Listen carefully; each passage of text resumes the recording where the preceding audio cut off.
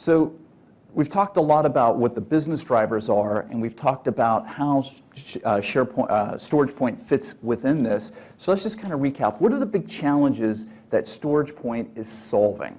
Okay. So if you understand this, you can always hone in on those pain points as you hear different ways of people expressing them.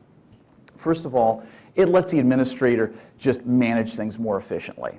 It's very hard when you have everything thrown into one environment and there's no clean, clear way for them to organize their information just from a daily, where does this stuff physically sit?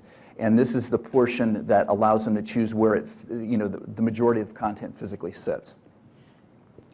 Okay. We talked about the 50x improvement in backup times.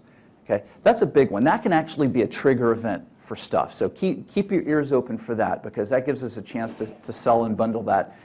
One of the things we're going to talk about, the natural bundle around StoragePoint backup.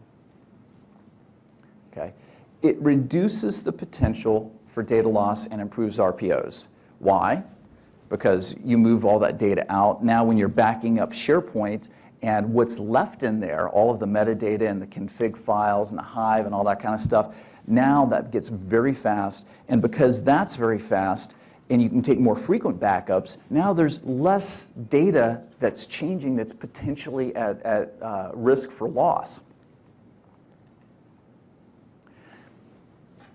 We've talked about it, but it's a key point. Look, you're going to give your users a lot better performance.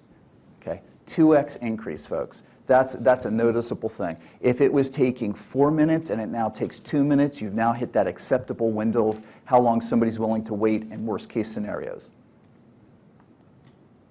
And a big one here, it's pervasive, and this allows them often to find budget, whether it's in their organization or someplace else. Less investment required for storage and SQL infrastructure.